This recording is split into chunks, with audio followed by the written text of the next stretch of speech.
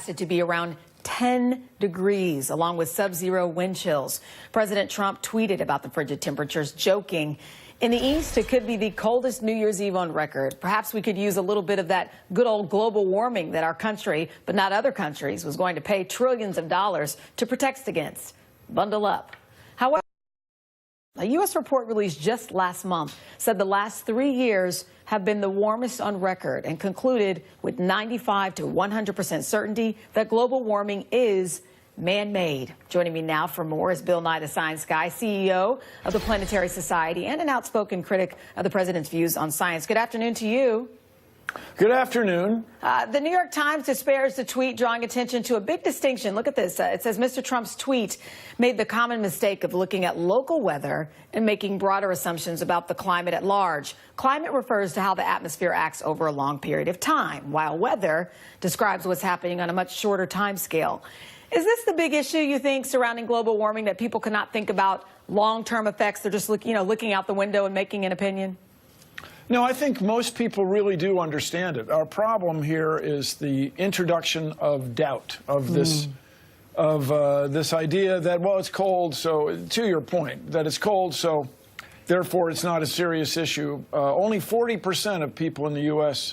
Think that Congress should be addressing this, and that's because certain conservative groups, especially from the fossil fuel industry, have been very successful in introducing the idea that scientific uncertainty, plus or minus 2%, is the same as plus or minus 100%. Now, where are we, Chanel?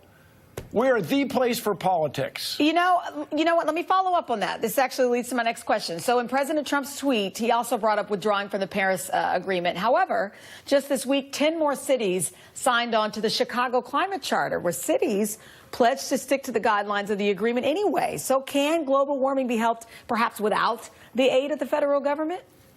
Well, it would be better to have everybody working together, wouldn't it? But there's a lot of emphasis from conservatives on what are writ large you'd call states' rights.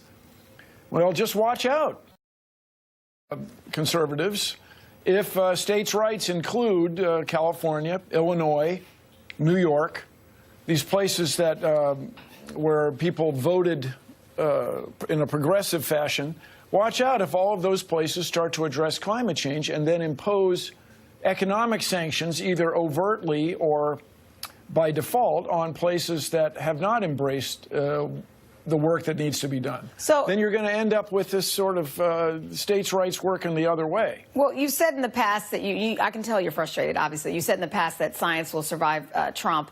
So in your opinion, then, what should scientists do right now, then, to ensure that people are hearing and believing their research? Well, okay, you guys, don't get me wrong. Just expecting scientists to solve this problem. No, we don't expect scientists to solve the problem, but what's the plan? Well, the plan is we stick with, for example, the Solutions Project, where civil engineers have shown that there's enough electricity that could be produced from wind and solar energy, some geothermal, some tidal energy, to run the entire United States, indeed the whole world, right now, renewably, if we decided to do it. If we just got to work the same way my parents got to work, winning World War II, and not single-handedly, the whole country, the whole Allied group, the Allies were in concert on this. But everybody, the political problem is that we got to remind people that we're all in this together. The people I think about all the time are what are eloquently stated as the hillbillies. We want to engage everybody. Not working to address climate change is in no one's best interest. It is not in the best interest, especially of your children and grandchildren. We've all got to work together, and we can do this. So, a couple times you mentioned that I am against the president and so on. Well, I mean, I'm especially against the president. I just think he's gotten himself surrounded by people who are willing to mortgage the future, to let the people who are coming into the workforce now pay for the future. This is true not just with regard to the national debt, which will almost certainly increase the same way it tripled under the beloved Ronald Reagan. Not only will that national debt increase, but the climate debt, in a sense, what we have to do to address climate change, will be more and more difficult to pay back or pay down. So what we want to do is get everybody working together the same way people were working together, as I say, during World War II. Everybody was involved of any political inclination. And I just want us to be optimistic.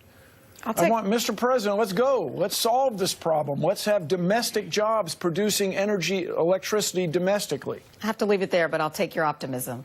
Who can say no and to that? If I don't see it tomorrow or the next day, I'll see you next year.